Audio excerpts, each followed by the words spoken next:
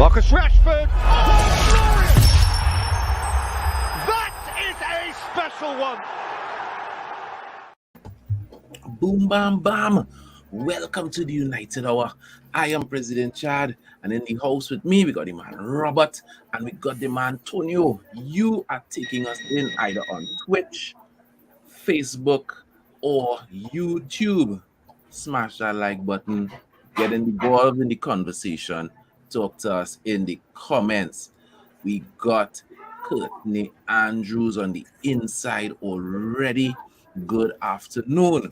So, there's some transfer news. Manchester United actually signed a player on loan already. So, we're going to be discussing that.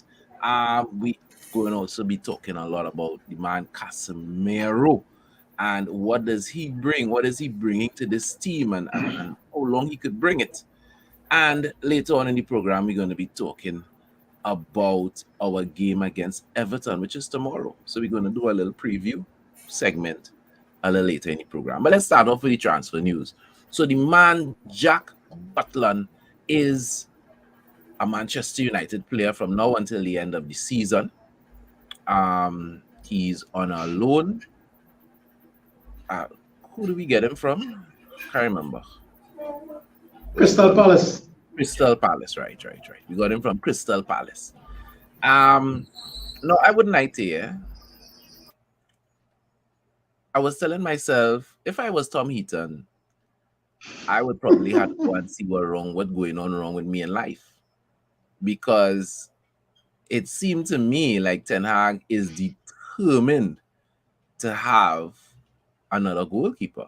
And Tom Heaton didn't get a sweat. When the Bravka came in, he became second and Heaton became third.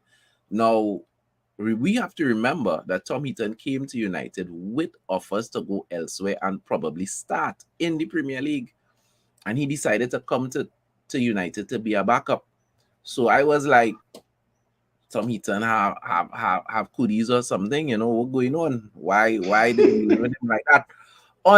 So that was the question I was actually going to pose to the panel. What they think is the problem with Tom Heaton? Until I looked at Ten Hag's press conference today. And he said in his press conference that when he was at Ajax, he had a situation with two goalkeepers being injured, and they don't want a situation where they had to be calling up a youth keeper at a critical time in the season to keep in big games. So he, just from that bad last experience, he wants 3 goalkeepers as a must. And I decided, okay, maybe nothing wrong with Tom Heaton. The man just dotting all his I's and crossing all his T's. And any thoughts on this transfer, Tonio? For me personally, what I would say is that goalkeeper really is not exciting, but it is what it is. Correct. What I would say is I don't see Jack Butland, he's a decent enough addition. I don't see him as any better than Tom Heaton, really. I basically see them on the same level, so I could understand the ideology of Ten Hag to want to have 3 capable players, 3 capable keepers instead of having to bring up a keeper from the youth team. What I would go further on to say is that I do really think 10 is on the keepers and them much also. And why I say that is because even when we had the 3 keepers, I think Dubravka played like once? Even in the cup competitions, he has cut 2 games, yeah. 2 games. No, he didn't impress at all. And I think even in the cup competitions before the World Cup, we saw that he continued to play David De Gea in these cup competitions as well. So I don't know if it's a trust issue or technical issue with the players that he's not seeing them, with the goalkeepers that he's not seeing them improving, that he's not giving them more time in the other cup competitions. But I'm not too sure what it is, but Jack is a decent enough addition, and I can understand the idea of wanting to have 3 capable players. As you said, it's like dotting your I's and crossing your T's, being proactive rather than reactive. Courtney is thinking along the lines that I was thinking of. He's not sold on Eric Ten Hag reasoning. So he probably like me, wondering what's wrong with Heaton. Something had to be wrong. Because right now we have more goalkeepers than strikers, you know what I mean? And you could only use one at a Facts. time. You could only use one at a time. Robbie, let's talk. Let's move on. Let's talk. I want to talk a little bit about David here. Just because we still in the transfer talk section, but just because we're talking goalkeepers, when you look at David De Gea's recent performances, in the past 3 games David De Gea has been involved in, he has shown excellent concentration. Because for those games like 70 minutes, he has absolutely nothing to do. And in the last 10 or 5 minutes, the man has to pull out some unbelievable saves to keep us in the game or to keep us winning the game. And he has been able to do it. His distribution, and we see that from time to time. Ever so often, David De Gea will start distributing the ball like prime Van der Sar. We start asking ourselves, why David will be doing this all the time? You know, every so often he just run out there and take control of his box. And we're seeing that a little more present now than before. He's not looking scared when players rush at him with the ball at his feet. You know, his all-around game has improved. Now, is it a case of David just looking for a new contract? Or do you think under Ten Hag that David is actually up in his game? Do you think that we still need to go out and look for number one? Or we could give David a new contract with reduced wages and keep him as the number one? What are your thoughts on David at this point? I think it's a mixture of all. I think he is playing for a contract. I mean, I know he did say that he was willing to retire at the club. You know, I think he did say that he wanted to retire United. I think he wants to go the way of Van der Sar, you know. So I think so he's playing for that. You know, I know that before, I mean, we always had the comparison with him and Dean Henderson and who was supposed to be number one and you know, and number two. But I think, I mean, I have always held the belief that David was the superior goalkeeper. Yes, he has his limitations. He does. He may not necessarily be be able to distribute the ball, you know, to forward the play. But that is something that he can learn, and it's obvious that he is learning it.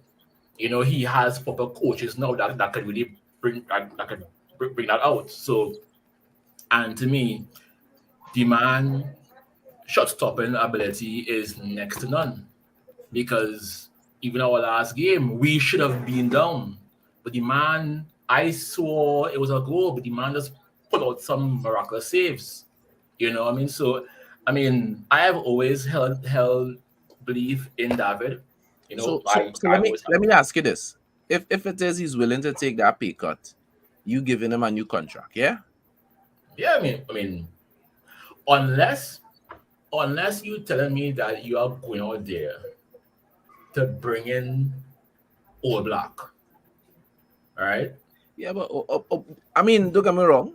No, that is the level. Season and a half ago, Oblak was the man, but Oblak hasn't been having a good season. I know, this but I'm season. saying that is the kind of That level, is the level. that You wouldn't mind going out for that.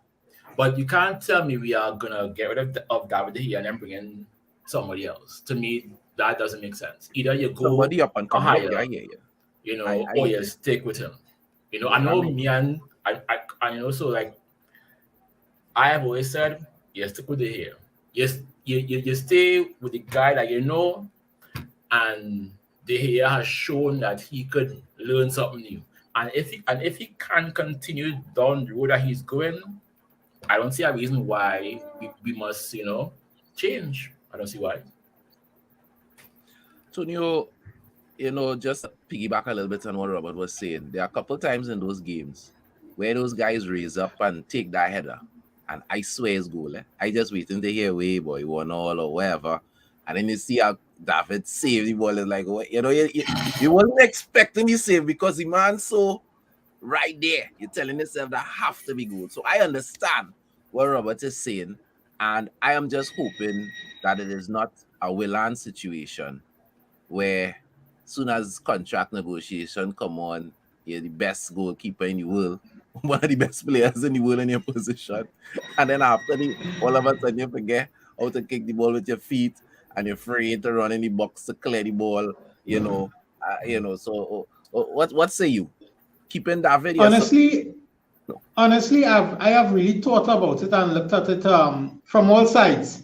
At this very point in time, I would definitely extend his contract on lower wages, because I think he himself realizes, one, the options to continue playing at a really high level out there in terms of availability in other teams for goalkeepers isn't really very high. And I think he himself knows, even at reduced wages, he is still going to get more than he's possibly going to get going to another team. I know David, he has been a stalwart for us for a lot over the years. He's really saved us in a lot of moments over the years when we have been in poor form as a team. Why I think this situation is different is that I can actually see the development in his game. I can actually see the change in his game. I can see David here playing out of his 6-yard box, cutting through lines out of his 6-yard box, which is something that he was afraid to do before. He never had the confidence to do before, because maybe he never trusted in his defense that way before. So for me, I think I'm seeing a culmination of a defense improving and the keeper himself improving along with that defense. And the reason why I won't say it is one of his time to work for a contract kind of moments is because I can see the development that has come from his game that I have not seen in the past 10 years. He's distributing and looking like, all of a sudden, David has turned into a modern goalkeeper, all of a sudden, which means he always had the ability to do so, which lends to the fact that the coaching staff and the coach and manager himself are heading in the right direction, and they're doing a great job. So I would say definitely sign him to a new contract at reduced wages. Probably I would say a 3-year contract. That seems fine and fair. But even with that, we would still have to know that we should be looking for a new number one, or a prospect of a new number one within the first 2 years of that 3-year contract for him. Have somebody already on the line who we are already earmarking to replace him, if you understand what I'm saying. Because I think he can be a major part of this new revolution. I mean, I think competition matters. We've seen competition have a lot of effect. Facts. So let's run through some other names that Manchester United is linked to. We linked a man called Mohamed Kudus, an Ajax striker. He did well in the World Cup. Can't remember which country. I don't know at this point if I am Ajax board. When the phone rings and I see his Manchester England, I just don't want to answer the phone. Decline.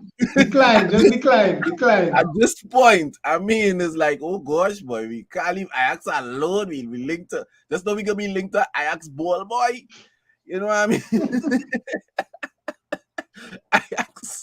Ajax must be fed up to see emails from Manchester United at this point. Next name we link to is Alvaro Morata. Morata. I probably want Morata instead of Morata. And then we also know the name Joao Felix. Now, gentlemen, I'll be honest with you. I don't know much about Kudus.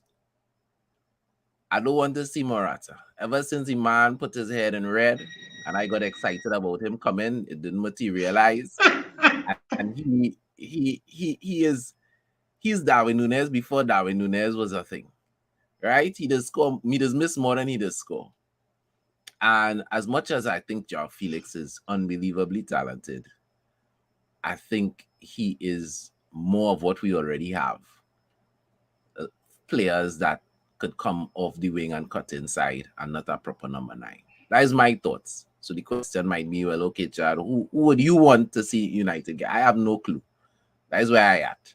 So talk to me. How you all feel about those players, and if you all have any names to add to the pot. And for the people in the comments, please let us know. Who are the names that you all would like? I mean, reasonable names. I remember we're looking for loan deals. It's January. Don't call. I mean, Mitrovic and Tony. These teams can't be afford. Those players go. Well, one, if we could afford it, and two, certain teams, they're not going to let the top striker go in January. That's not happening. No team in trying to get relegated at this point in the season. You understand what I'm saying? So you gotta be you're looking at second or third tier striker just to hold on. I don't know. I mean, if it were up to me, I would bring in Joao Felix, right? Yes, he is similar to what we have. However, he is an extra body in the team because all it takes is an injury to Martial or to Rashford. Let Anthony take a dip, let Garnacho, like ease off for 2 games.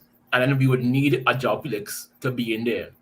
So my thing is I don't want to see Morata because to me that was 8 years ago.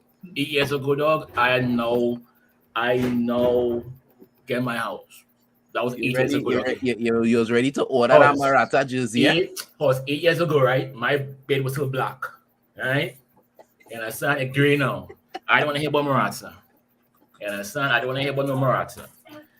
Kudos could go wherever, but to me, Joao seems like the yes, he's not what we need, but I think he'd be a good option off the bench.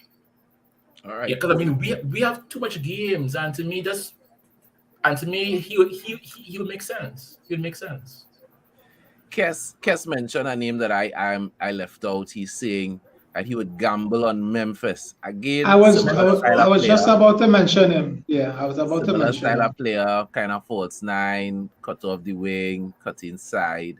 But he's another name in the pot that we may be even able to get permanently for no money. It seems like Barcelona is willing to just cut the player.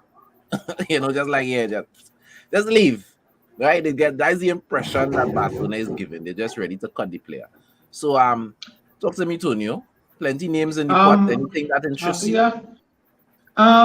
Well, Alvaro is a flat out no. I don't even think I need to go into detail when it comes to him. I think that would be a backward option. Kudos, I don't think he's leaving Arsenal unless Ajax. Sorry, unless it's a permanent deal, and it's highly unlikely that they're gonna let him go in January anyway, because I think we're seeing fees upward of 35 to 40 million. So, and currently it's clear that we don't have any disposable income like that. So I don't see that happening either. I've even heard names like Choupo-Moting, who is functional, but I don't think it's the right fit.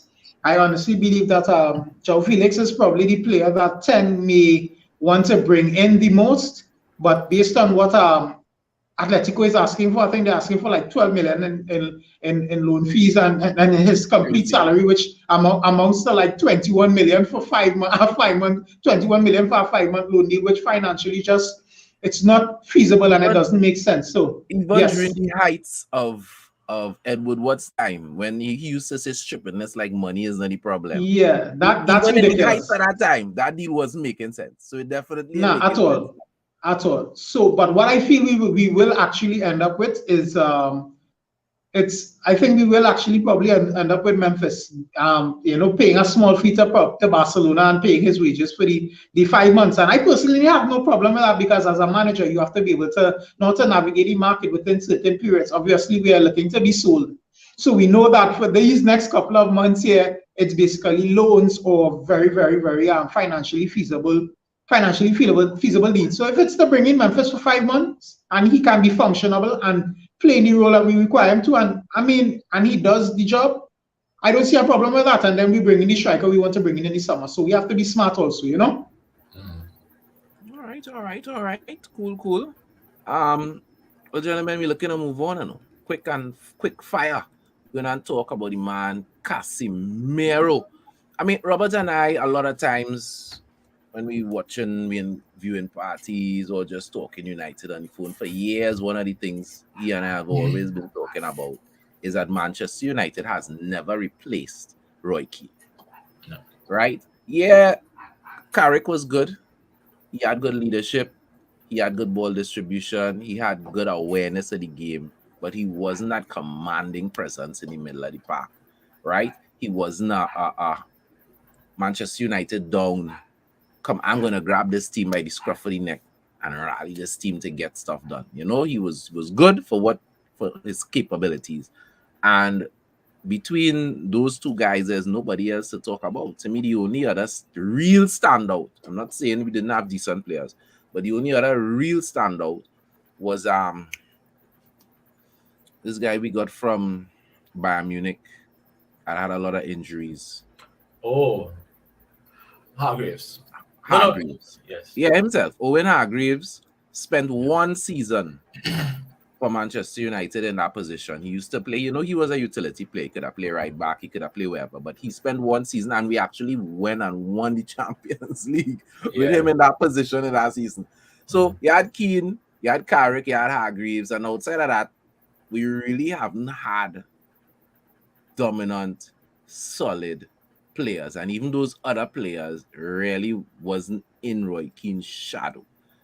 When you look at Casemiro, do you tell yourself as a United supporter that, yeah, boy, I think finally we get a player that we could say could dominate our midfield, that has the leadership, that has the energy, that could do for this team what Roy Keane did for the great team under Sir Alex. Talk to me, fellas. How you feel about it?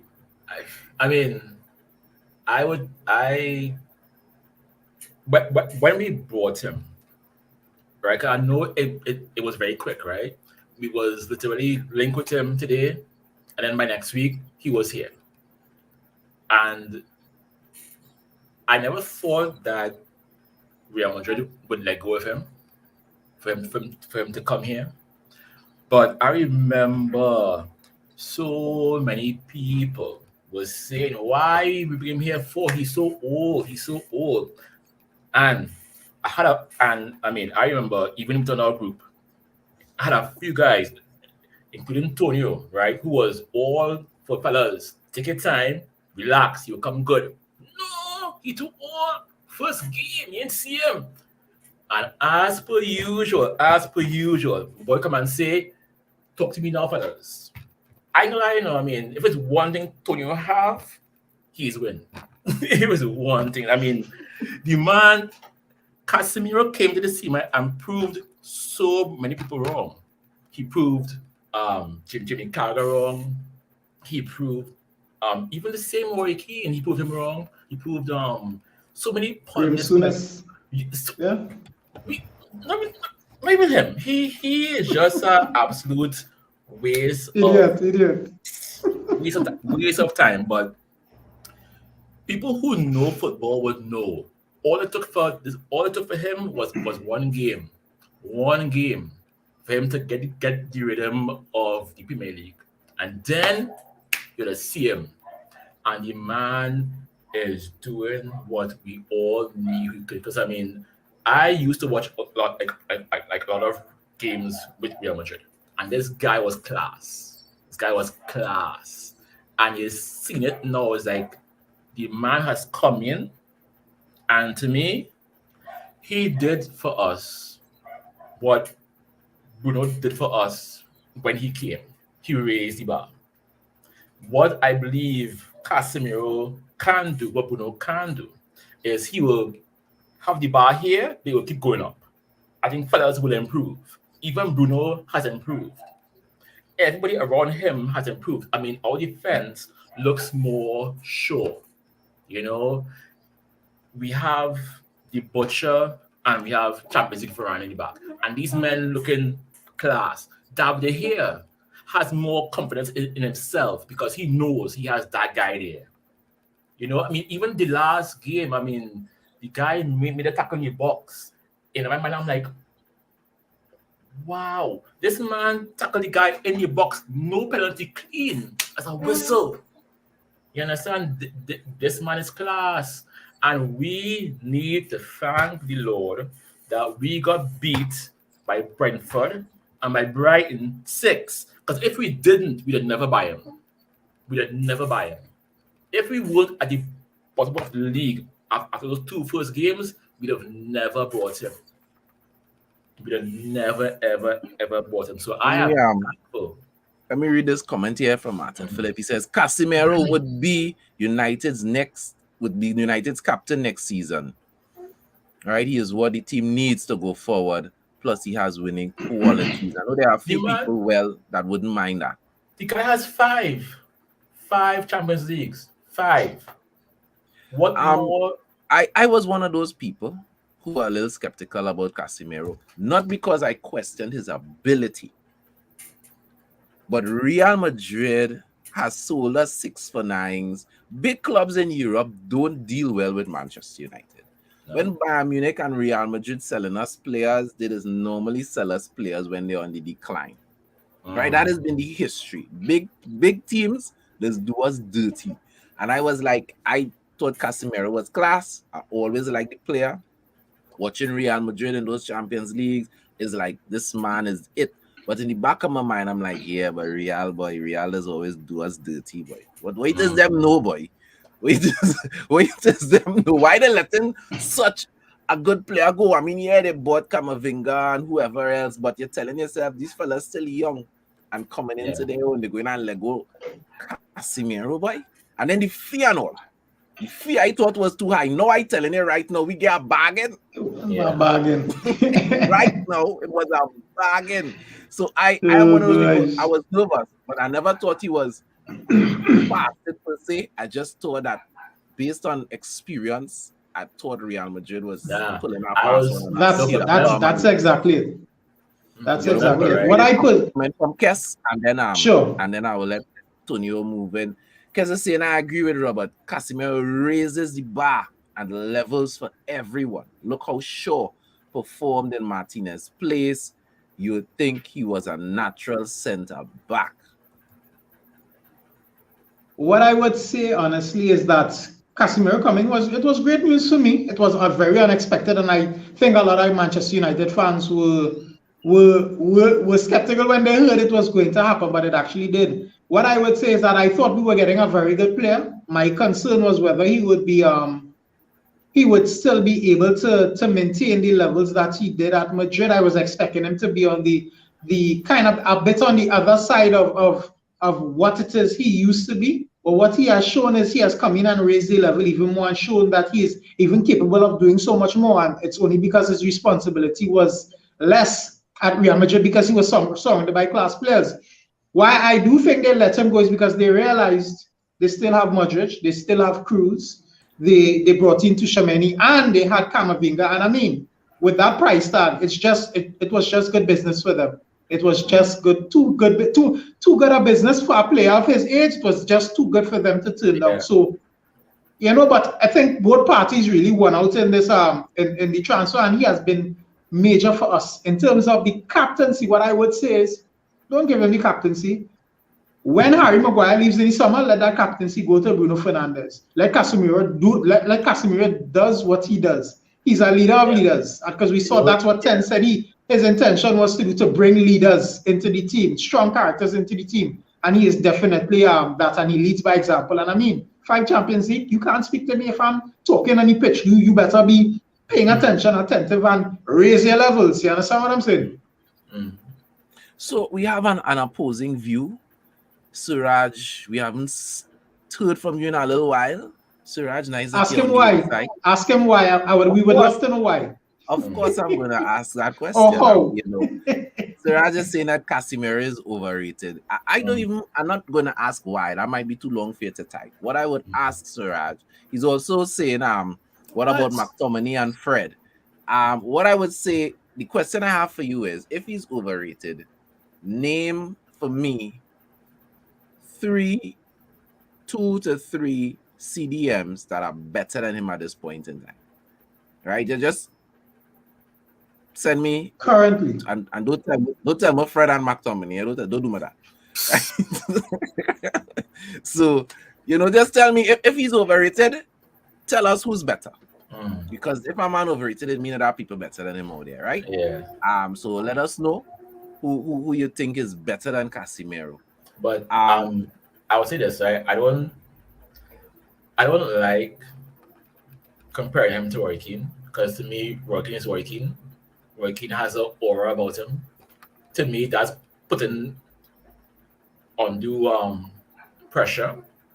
So the man, I remember Roy Keane did say, "Why is Casemiro dancing in the World Cup?" Right? And I mean, I like Casemiro dancing. Casemiro was dancing in the World Cup, and Roy Keane had a problem with it. So yeah, but I if don't mind. we all watch Real Madrid, Casemiro is not really a dancer, but you know, you feed off the energy of your teammates and the whole Brazil team. I mean, the coach was getting into it. When last have you ever seen a coach dancing on a sideline? That's You know, us, so yeah. I can't be vexed with Casemiro for being part of a team Yeah. and getting involved in team activities. No, but I think honestly, I think we can get a good 3-4 years out of him. I think so. A good 3-4 years. Agreed. Yeah, Agreed. before the I think by year 4, I think he would just go. But I think 3-4 years.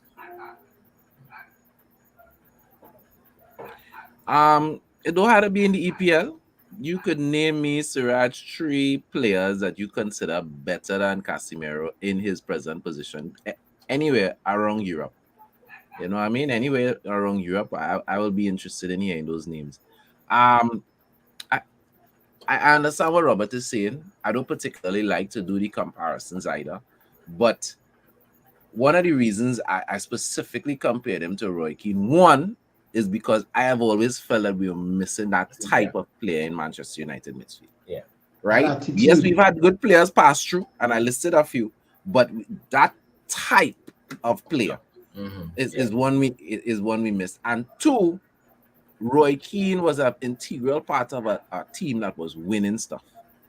And the reason I made the comparison is because I think Casemiro could help this team win stuff.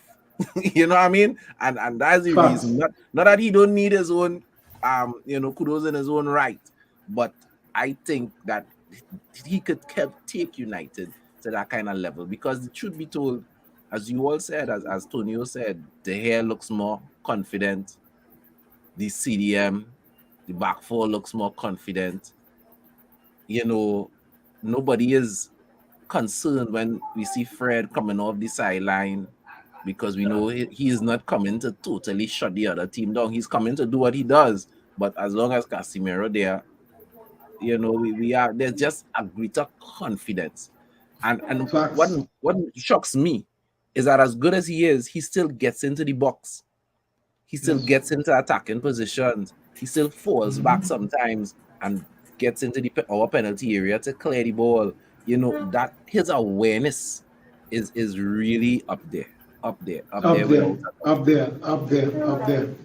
Grell is saying once we beat City in our next league game, we can go on to win the league. Oh my goodness. Grell 21 is coming.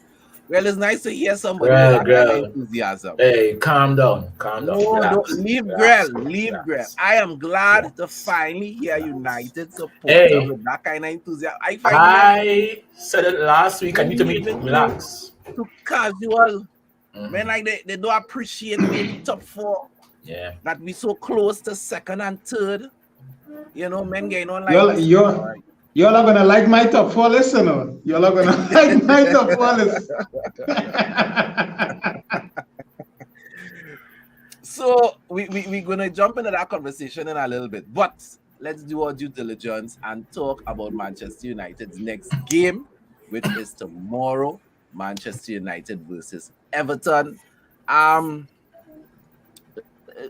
Don't need to do. All right, so we I want you to be kind to Suraj, okay? Be kind. These are the names that Suraj is saying are better than Casemiro. Kante, Cruz is not exactly the same position. No. Rodri, one could say is probably one of the best CDMs in the league right now. Kovacic, all right. Hakimi and Tuchemeni. All right. So Suraj watches a lot of football. 1, 2, 3, 4, 5, 6. I give you Suraj plays a lot of FIFA. That's what Suraj does. Suraj plays a lot of FIFA. A lot of FIFA. Clearly. Wait, how many out of those players he listed as 5 Champions Leagues? Probably Tony. Not even Tony. Cruz, the only person who played with Casemiro. Yeah, that's it. Exactly. And just the fact that he had Tuchemeni in there. Yes, Suraj. Yeah, you need to go back to your default settings. The way City played today, we have no chance. Well, we deal with that bridge when we cross it. Right now, we're dealing with the bridge of Everton. Grell is saying that Arsenal are natural butlers. Don't worry, Grell. Hold on, we're gonna be talking about Arsenal and our top 4 picks in a little bit. So hold on. Yes, I agree with Grell. I said that when we were at 63 long watching the game against Nottingham Forest. We have a couple believers that 21 is coming. I like that. One more comment from Suraj, and then we're going to jump into our topic. Casemiro win the Champions League with Ronaldo and Benzema. Yes. But nobody can say that he was not part of that team. But Ronaldo and Benzema also won it with him, and he was a major part of that also. You know, it's perspective, Suraj. Perspective. We appreciate another point of view, because so far, Suraj is the only United supporter that doesn't seem to be madly in love with Casemiro. But let's talk about Everton, gentlemen. Everton, in my opinion, is one of the absolute worst teams in the Premier League. I think Frank Lampard is holding on to his job by a fingernail. I predicted Lampard would be one of the first managers to get fired. Everton went on a little bit of a run. Everybody started to sing Frank praises, and I was looking like my prediction was horribly wrong. Now it's back again, and I'm just saying Frank Lampard, in my opinion, is not good enough. This Everton team with Dominic Calvert-Lewin that seems to be struggling to get back to any semblance of what he was is just not good. This team is not good. Once you have discipline in defense, this team is not good. City bongs the head allowing this team to take 2 points from them the other day. That's what happens when you play with your food. This team is horrible. That being said, you still have to go and win the game, right? United still have to go and win the game. And I think the biggest thing is going to be changes. Are we going to see a lot of rotation? So I'm not gonna talk to you all individually so much. We're just going to look at your teams, and as you talk to us about your teams, I guess you could tell us what your thinking is accordingly. So Tonio, we start off with you. Go right ahead. All right, but well, for me, the reason why I have De Gea in there again is because, as I said, 10, even though he says that, yes, we require 3 capable keepers, I think he still sticks with David in important moments. So I expect him to start tomorrow. One is in a great run of form, and I think why he will continue to play tomorrow is because he hasn't had much games all season, and he has the energy and he had no World Cup, nothing of the sort. So I think 10 is going to continue him playing in that position with the form that he's been in.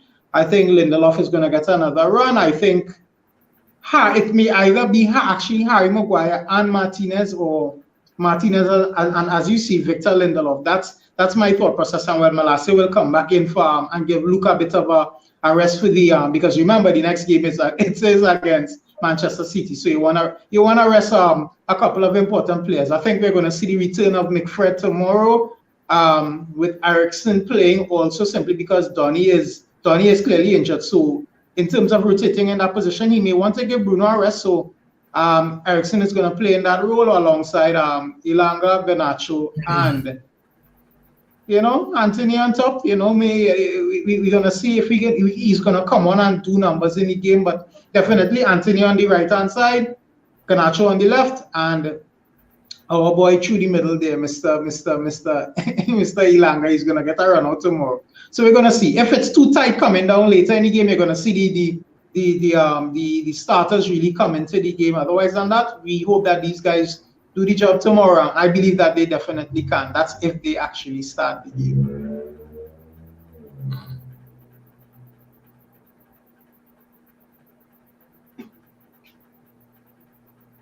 Come, Robert, give us your predictions there, bro.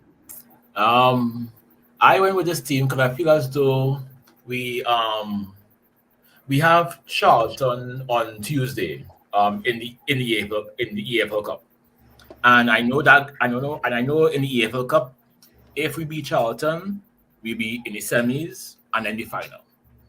I think this Everton game is the harder game, so I think he will go a lot more full strength in this game.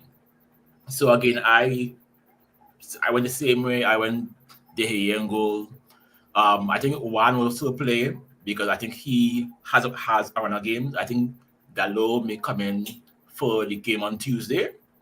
I went with Varane and the Butcher because I think these guys have to be able to come back in now and start to play. I think this is a good game for them to really get their their mojo back. I still went strong. I still went with Casemiro in the middle, Ericsson, Bruno, Rashford, Anthony, and Marshall on top. Because I know Eric does want to go for all the titles that he could, but seeing that again, we have Charlton on Tuesday, and then the weekend is City. I think he will play more of those guys tomorrow. He will give more of the youths and the second string guys the team on the game to go on Tuesday, so that everyone is fresh for weekend. Because I think I hope that he's a little bit more forward thinking, But I still want him to go out for this game. I mean, I would like us to not be in this FA Cup because I think it's just too many games. We are in the FA Cup, we're in the FA Cup, Europa League, and the league. I think we need to have two priorities. But again, this is my opinion. I think we need to have the league and the EFL Cup. But this is the game. This is the team that I went with, and I think now my only fear is that we all know that Everton is not a good side, but against us, every team that is playing like balls all of a sudden turns into prime Barca to play us. So, Chad, don't get too happy. Yes, they are garbage. Form doesn't matter. Yeah. Form doesn't matter. All of a sudden, Lampard would turn into Alex Ferguson. Right? 1999. All of a sudden. I'm just telling you. Well, my team is a mix of both of your teams in the sense that I agree with Robert that this game is the harder game because Charlton is what, first division, second division. I'm not sure. Right? Second. So they are definitely the weaker team. Everton is a Premier League team, as bad as they are. So if you're going to send out a team, you want to send your stronger team out tomorrow, and you could really rotate on Tuesday. The problem that Ten Hag has is that you have Dalot, who hasn't gotten a lot of game time. You have Martinez, who hasn't gotten a lot of game time since coming back from the World Cup, and you want to integrate those guys into the team. So for me, Dalot and Martinez gets the start only for that. Shaw gets the start because he'll rest him the next game and he'll play Malacia. Yeah. Against Charlton. Right? So not that he needs the running in his legs, but it makes no sense resting Shaw this game and then sending him out against Charlton. Rest him in the next game on Tuesday. Casemiro, I don't think he needs a rest, but why not rotate? McTominay, Scott is one of those players, again coming back from injury, who just needs some running. Scott needs some running. So it's not that Casemiro needs the rest, but more that Scott needs the running. Why Scott needs running, people may say, because you just never know when you're going to need him. You understand? And you don't want a situation where, God forbid, we have to send Scott out against Man City, and it's the first time he kicking a ball, on the pitch. Yeah. Since he's come back from injury. You don't want that. So between this game and the next game, Scott McTominay have to play some football. So I throw him in there with Ericsson. Ericsson will get his rest next game. Anthony needs to show the manager something. I keep getting the impression that Ten Hag is waiting for Anthony to show him something, or we're going to end up seeing Rashford, Martial, Garnacho. Anthony is going to get some bench. So I think he's going to give him the opportunity in this game to show him a little more, because for whatever reason, Anthony's levels seem to have dropped. Fernandez, Rashford, Martial, he wants to finish this game in the first half. If we could put 2 or 3 past Everton in the first half, I expect to see 3-4 changes at halftime, and that's it. Put the game to bed early, send out Garnacho and Ilanga and whoever else, excuse me, in the second half, and do the business. So that's my lineup. Let's talk prediction, guys. What are you just now? Before we talk prediction, let me run through some comments. Let me run through some comments here. Suraj said something about Everton. Okay, yeah, good. Here we are. Everton played a very good in the second half against City. Yeah, they did, because City was playing with the food. City's levels were not, at least in my opinion, City didn't play at a high enough level in the second half. But Everton did what they should have done, and kudos for them. Kudos for taking points off of City. Kes is predicting a lot of rotation. And Kes is saying, in response to Robert's team, that depending on what competitions we're in late March, I think that's when Ten Hag will have to prioritize. I actually think these 2 games before the City game is actually going to help United. Because one of the things I've seen with top managers, and I've seen Pep do this, sometimes you see Pep send out a team knowing that he has a Champions League game next. You know, he sent out a team on the weekend, and you see little changes in the style. And you ask yourself, well, why he changing up his style to play the opposition that he played? And really and truly, he is preparing with the next game in mind. So he's using this game as a, template. As a template, yes, to see, And the fact that, you see, the last time we played City, we came off a break. We had a long period when we didn't play. I think it was with the Queen's death, if I'm not mistaken. And City played, we didn't play. So they were running, we were trying to get back into our groove. So you see these 2 games, I agree, yes, with Robert, that as the season goes along, we may have to prioritize. But you see these 2 games, and players needing to get back into the groove like Delo, I actually think this will help Manchester United, having these 2 games before that City game. So yeah. Predictions, fellas. Talk to me, Robert. What was your score? 2-1. It'd be very, very close. But I say 2-1. Giving Everton a goal, boy. Yes. Goal. Simply because, as I said before, people show up for us. They do. They show up. Fair enough. Yeah. Talk to Antonio.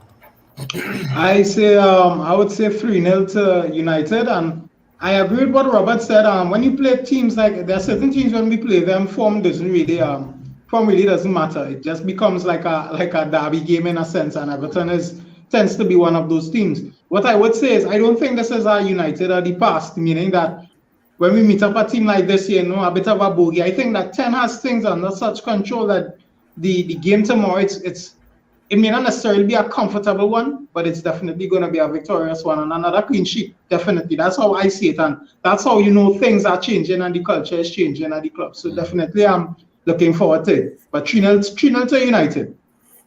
Yeah, I believe it's going to be close, and the only reason I believe it's going to be close is because I think Everton is going to be very physical. They're going to try the best to do what they could do defensively, and it's going to be hard to break them down. And my score is 2-0. I think we're going to keep a clean sheet.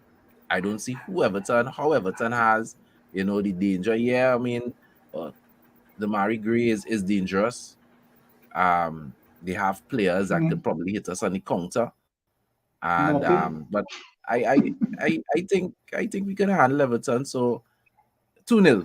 And 2-0 for me is a close, strong affair, because really and truly we should be hitting Everton 6 because they are that bad. But Facts. I think, Frank is under pressure. He's going to go out there and cry.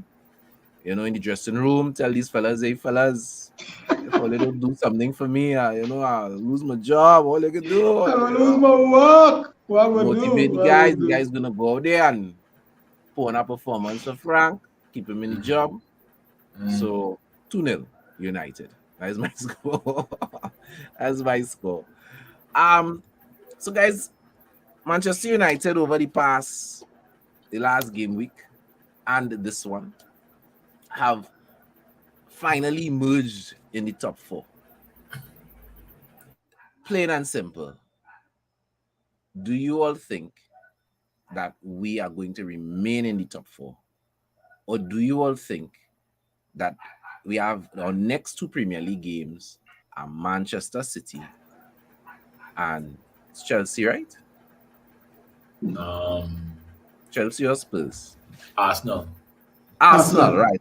Yeah. We'll see. Arsenal. Manchester City and Arsenal are our next 2 Premier League games. Do you all think that, when all is said and done, Manchester United is going to be in the top 4? Or do you think that, we're going to fall off? Talk to me. I don't know. I mean, like after these 2 games or at the end of the season? No. At the end of the season, where do you think we will? Do you think we'll still be in top 4?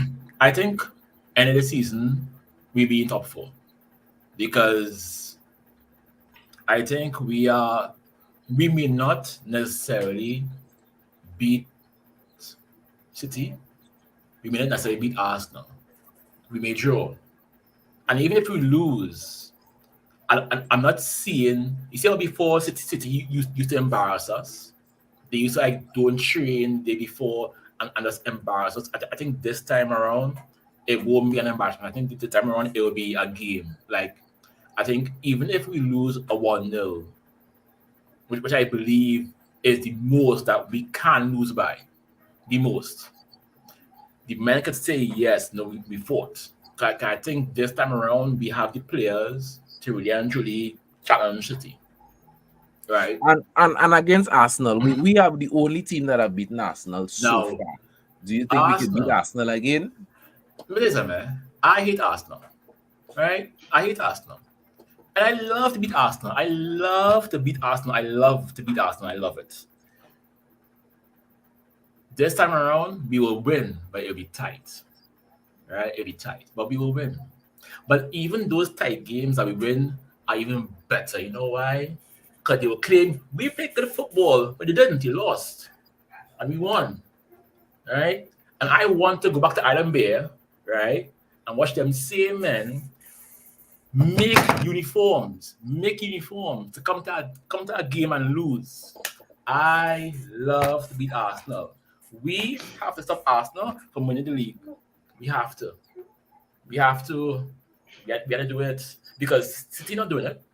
Liverpool is just balls. So who else? Us. So I think we will get top 4 because I think we will beat who we supposed to beat, and the guys who are above us, we will compete, and we would either get a draw or very, very, very, very narrow defeat. But I don't think it'll be like last year and year before where every team is a struggle. I don't think so. All right. Talk to me, Tonio. United finishing in top 4. Definitely, brother. Definitely finishing in top 4. And I mean, it's a bit early in the season because I think we are just in and around halfway through the league.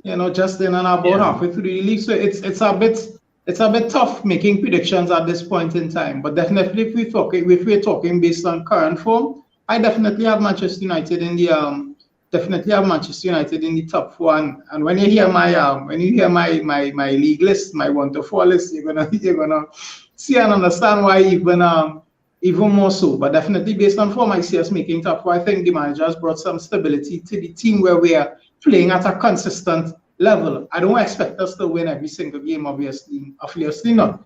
But definitely he always talks about a base And I think we're working on finding our way back to that. So definitely a top four is a must. I definitely see it happening. Well, we as you talk about our prediction, that is what we're talking about on the record. So on the record this week, what is your top four prediction? And I'm not talking about, I don't just want to hear the four teams you think going to be in the top four. I want to hear the proper order. Who do you think wins the Premier League? Who comes second? Who comes third? Who comes fourth? So Tonio, talk to me. What's your top four list? Oh, you want me to go from fourth, come up, or you want me to go from one, come down? Let me know, you know. No matter, however. And all right. Let me see your top four list as well. Just now, Tonio. Sure, no problem, Read this comment. Martin is saying City, United, Arsenal, and Newcastle. That is going to be the Premier League top four. And he is also saying that the elephant is too heavy for the branches. It's coming down. And by that, he's referring to Arsenal. The Arsenal. Yes. Talk to me. He has Arsenal in the top four, but he has Arsenal finishing third. So City first, United second, Arsenal third, and Newcastle fourth. That is Martin Phillip prediction. Talk to me, Tonio.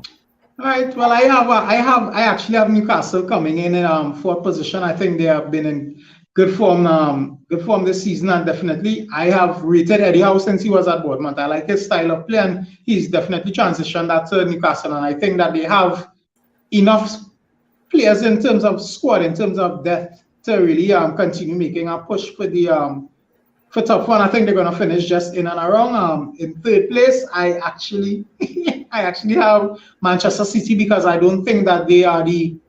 I know most people expect when City, in seasons are past when City has floundered a bit, you never really batter that eye because in the back of your mind or the back of your head, you know they're just gonna get back on track and do what it is that they do. That's just how it has been. But something is different with them this season, and the way that they're playing, their style of play, which clearly is not bad, and they're winning games, but it's just not the same. The fluidity and the fluency of how they play just is not there, and I think it is going to affect them to a point where they're going to lose games this season that we may not be expecting them to lose, or draw games we're not expecting them to draw, i.e. the Everton game. We weren't expecting that at all. We're expecting Everton to get probably a bit of a battering. So I actually have City finishing in third place. I have Arsenal and the elephant falling off the tree, but just into second place because I think Arteta is a decent enough coach, but I think there's still a bit of a metal that is going to that they still lack a bit of, even though they have definitely made progress under him in the 3-year project that he has been there thus far. But I have Manchester United finishing in first position, and it's definitely based on the next couple of games between City and Arsenal. It's going to be extremely close. But I think based on how we deal with the top teams, based on how we deal, I think we're going to handle the teams that we're supposed to handle. We're getting back to that, dealing with those teams that we're supposed to naturally just deal with and not dropping points as we did under Ole and many others against teams that we were supposed to win. But definitely it's going to come down to the top four teams playing amongst each other. I think it's going to be really close. Arsenal is only 9 points in front, and that's really not that far in a season that still has probably about 18 or 19 games to go. So once United continues with our stability and the way that we're playing and beating who we're supposed to beat, it's going to be very close. And I think Robert, honest to God, I don't see us losing to Manchester City. I don't see us losing to Arsenal either. I really don't. Right. So it's either going to be, for me, a draw. It's going to be a draw, or it's going to be a win, because I think people are underestimating how intelligent Erik ten Hag is, and he's definitely feeling his way into the team. And Pep would know to himself that he's not facing the same United team either that he did at earlier on in the season. It's a completely different team, and he is going to be wary of that. But they are right for the picking in the way that they're playing currently. They're showing that they can't be beaten and they can't be caught out. So I'm looking forward to it. So United number 1, Arsenal 2, City 3, Newcastle 4. Nice. Anybody who is believing that United could do it, I am fully behind them. I wouldn't say I believe it myself, but I am behind them. I'm encouraging them because I think We need to be getting excited about this. The football we seeing on the pitch. The football we seeing on the pitch should be getting us excited. Robert, talk to me. Who's your top 4 at the end of the season? Tonio, what have you smoking and drinking here, boy? I have some here, boy. I have some here. I want Chad to earmark this particular show. So when Robert, we're gonna come right back to it, we're gonna come right back to it, you know me, brother. You know me, brother. You know my words. You know my words. You know my words. My words are powerful. So we'll see. But I'm optimistic. I'm not getting ahead of myself, but I'm definitely optimistic. But all the cards have to fall into place properly. You know what I mean? For us to have a real opportunity. But I'm loving what I'm seeing. But I'll say this, right? I don't know if you all have realized when Pep has a fear of someone, right? He compliments them. Right? He used to compliment Ole a lot. He used to come and say, you know, Ole have a good team because he used to lose. This year, the man complimented Arteta and Ten Hag. That means that the man fears us. Unlike Sir Alex, who used to compliment you when he no longer feared you. Right?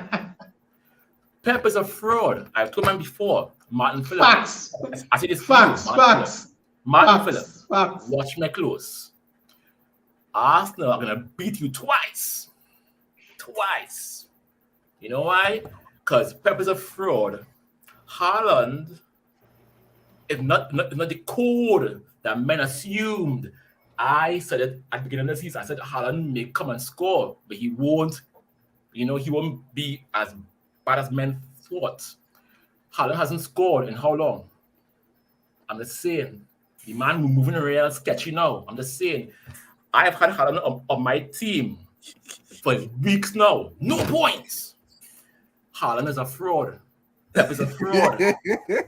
When I say men are frauds. Robert, stop digging a hole for yourself. Just give us your top 4, please. No. Listen, man, I just started on my own too. I don't business. I'm gonna be my home by myself. It's okay. It's all right. But I'll say this, right?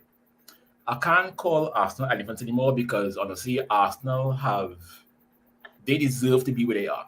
Honestly speaking, we have to give props to props, right? They win the games, right? Agree.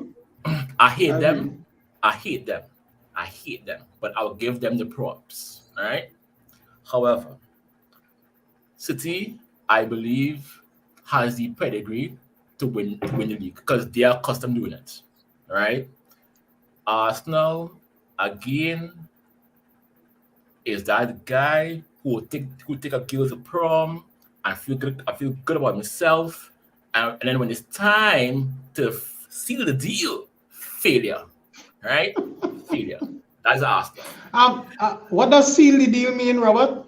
Seal the deal? How they sealing the deal? We are big men here. All right, brother. All right. Continue. From by himself. Right. So I will say City will come first because I believe despite Haaland, I think City has enough to come first. Right. Arsenal will come second. All right. We'll be third, but we will be no less than a point behind Arsenal. We will make Arsenal Bamsey wink for at least a month. You see how now they all gloating and carrying on TV. Oh, we number 1, no partner. It coming. And Newcastle to me will be fourth. I think Newcastle has what it takes. I think you need to put respect on Eddie Howe's name. The man has shown the world that the man is a good coach. You understand? And I hope that when we get our new owners, that we follow something similar to what they're doing. Don't go and sign the best, the names. No, get guys who want to be there. Get guys who want to be, on the program. We will, Tonio, you gave me a belief, right? You gave me a belief. So we will beat Arsenal next week. We're going to beat them next week. We're gonna beat them next week. City, we'll get a draw. At least a draw. And Martin Phillip, I see again. Pep is a fraud. Haaland's a fraud. Right? Your men will not beat Arsenal twice. I think that right now.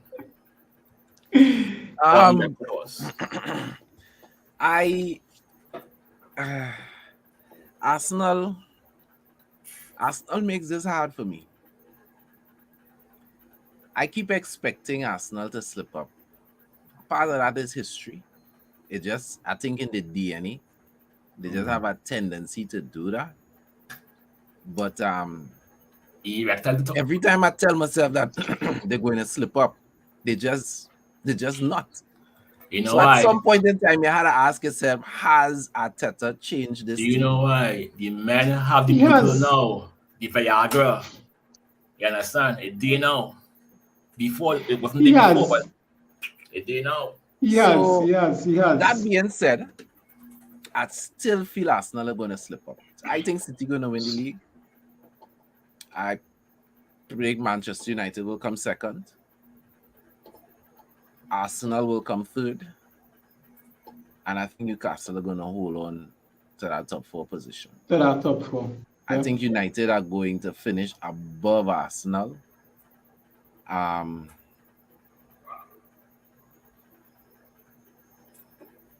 Anybody could win between Arsenal and United, honestly. I'm not as confident as Tonio is, despite the fact that I was very confident the first time we met them, and they were defeated at that time. I'm not as confident the second time. I'll tell you why I'm confident, Chad, is because it doesn't matter if Arsenal is first in the league and they're facing Manchester United. We could be last in the league.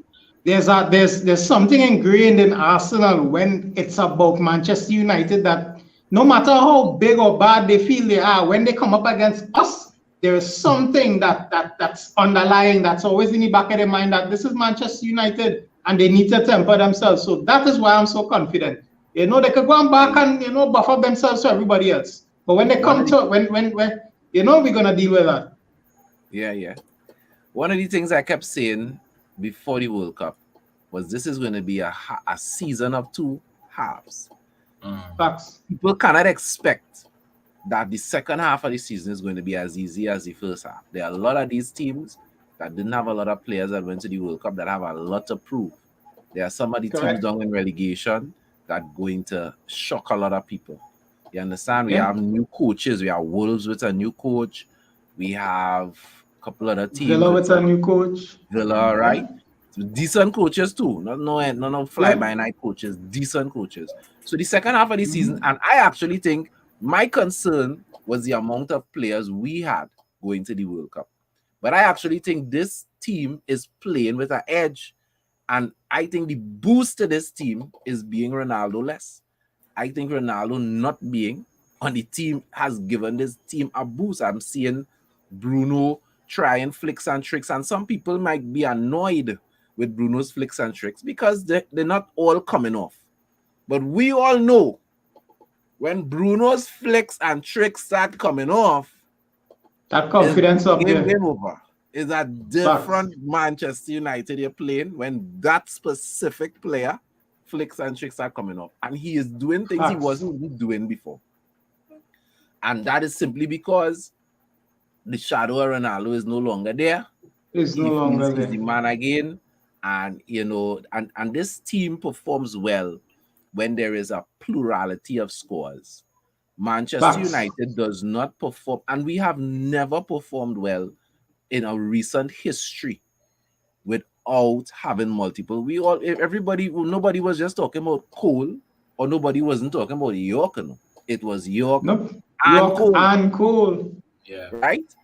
When we have goals that can come from multiple places, that is when this team performs well. And right now, this team is playing like that. Right? So we wait to see how it progresses, but I have United second, and second in that far from first. So we'll see. No, it is not. We'll see how it goes. Kes is saying, thank you, Chad, for saying it. I think he's referring to the Ronaldo statement. But we are gonna win the EFL Cup. That Oh, I you feel as predicting though, us getting silverware. yeah, EFL Cup. I'll be honest with you. This is a weird thing to say. But if we beat Barcelona, I think we could win Europa. If Barcelona beat us, you see Tonio prediction? If Barcelona beat us, watch out. I'm not sure we're going to lose our next game in the league, regardless of who we playing for the rest of the season. If we get kicked out of Europa, Ten Hag is going to light a fire under them fellas. He is, watch me, we're going to be different. So, I don't know, but I'm just saying, if we beat Barcelona, which we could do, then we will win Europa. No, but I mean, honestly, if we lose to Barca, I think Ten Hag is going to be mad. And we're going to go on a surge. Send the kids and play Barca. You believe to me this year, it don't matter. To me, you believe this year don't matter because to me, because we finishing in the top 4, so we don't need Europa. You don't need Europa. I understand that, Robert, but what you have to understand is you have a manager who, yes, despite all his silverware he has won at Ajax, it was still where? At Ajax. He won silverware. He won silverware. Correct. So where we might be thinking, like, we just need to focus on the league and you're right, you're not wrong. Games are going to pile up, man. It's human beings we're dealing with, it's not machines, right? Or players, but I think Ten Hag is not going to view it that way. Ten Hag wants to win, and he's looking to win, regardless. I think so. Gentlemen, we over time, so quickly give me your top shutters and boo-boos of the week. Who wants to go first? I'll go first. My top shutter. I have 2 top shutters for the week actually. One is Mr. Eric Ten Hag. I cannot stop singing the man's praises based on what he's doing at our club. And secondly, Mr. Casemiro himself. Give that man an award. Give that man his flowers because he has taken our midfield and the players in our team to assisted them in getting to another level. And I mean, big ups to him, man. Big ups to him. The boo-boo of the week, that guy who injured Donny van de Beek, I can't remember his name. Complete idiot with that tackle. So quick firing. Devin is saying his boo-boo man and woman, Claudio Reina. I didn't want to bring them up. I had them in mind, but I didn't want to bring them up. For anybody, we don't do reality TV here. For anybody who doesn't know what Devin is talking about, you see, USA football drama, and you'll be brought up to speed. You don't have time to speed. Right now. And the United over here, we don't have time for that. We don't have time. Robert, talk to me. Who's your top shutter and boo-boo?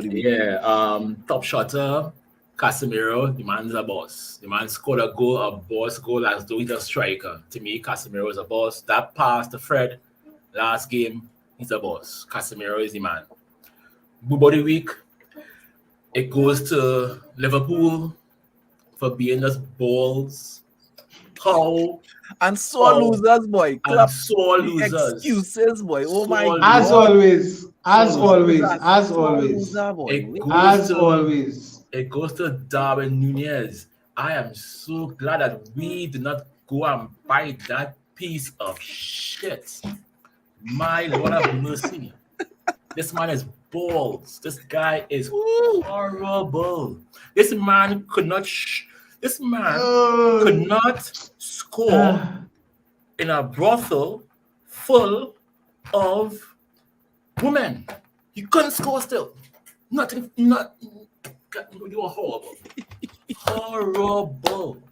horrible. Darwin Nunez and Jimmy Carragher. I saw a video this week. Go ahead. And Jimmy Carragher, who still trying to defend Van Dijk. The man collect 4, right? My butcher, right? Since the World Cup, how much he collect? How much? And he's 5'5". Your so-called best in the world, best that ever been. Van Dijk with his damn perm. Man, Liverpool is horrible. You all deserve what you all get. I'm so happy. Have fun in the Conference League. Yeah. Anyway, yeah. Wow. Robert, do we need to invest in a bleep? A bleep button on this show? Tell me, you know. We invest in a bleep button. We should. So my top shutter, this is the first time ever, and it hope may be the only time. My top shutter and Booboo is the same person. My top shutter of the week is Cristiano Ronaldo for getting that money, brother. Getting that I don't money. wanna bring him up again. Getting Oh paid, gosh. Cristiano Ronaldo becoming the world's highest paid sports personality in history. Getting that money 215 pulling million out a year. a $25,000 supporter stadium in Riyadh, ramming it out, you know, all the fireworks and the foam and this and the that, and you know, yeah, Cristiano Ronaldo, top shutter of the week. And my boo-boo is Cristiano Ronaldo, because you could say what you want now, right? Man went and say how teams in Australia wanted him, teams in America wanted him, top teams in Europe wanted him, but he wanted at this stage of his career to elevate football in that part of the world. Lie again. Lie. Cristiano Ronaldo bust out with that, eh? Go so with that. No, you cannot believe a word this man whatever day it is, he changes his tune. It's absolutely ridiculous. And to show He's you won how everything in Europe.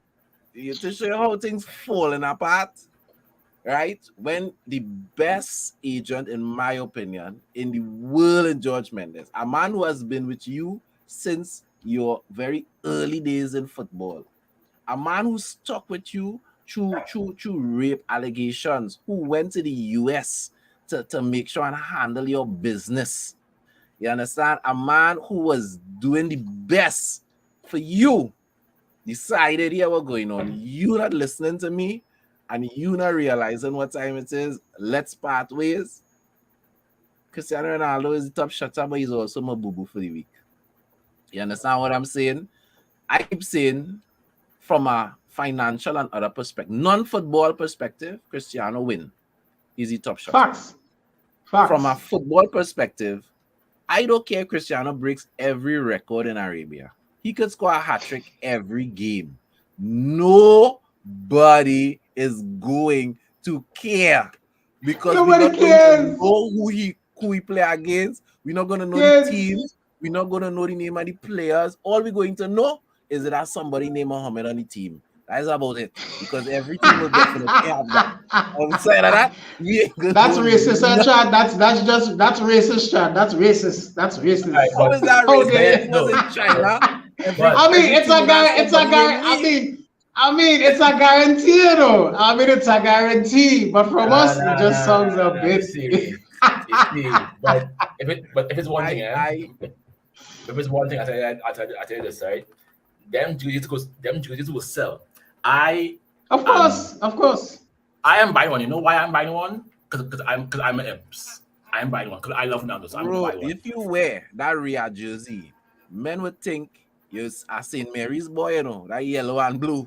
Men would think it's a St. Mary's. Men gonna be asking him, what's St. Mary's name, Ronaldo? Boy? I'm not saying. Listen, man. I will say this. That team, that league is so unbelievably irrelevant to life. You know? Yes, but yeah. So Cristiano Ronaldo get paid, my brother. Top shutter. Cristiano Ronaldo failure. Boo-boo of the week, hands down. Peoples, we went into extra overtime, but I know you were entertained by the program nonetheless.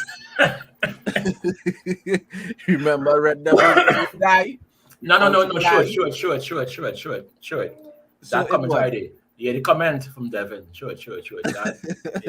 Tomorrow, please God, we are out We are outside at 63 on the Avenue to take in the game against Everton. Yeah. So if you are available, definitely come out and check us out. And we're gonna be broadcasting a show after as well. So you'll get to be on the United Hour. Just come up and say, hey, I want to be on the thing. Devin is saying Robert will look like he's bowling for the Barbados Strikers. Let me tell you something. I want Robert to buy that jersey, and I'm 100% sure wherever he go, nobody will watch him and think they have football jersey. Nobody. We will do the experiment. We will do it. We will do the experiment. I'll buy it. They think you're from St. Mary's, Barbados, Trident, all kind of thing. But they ain't gonna think football. Trust me. Riyadh way, boy. Let Cristiano and them bust out with that. Peoples, enjoy the rest of Thursday. Be safe.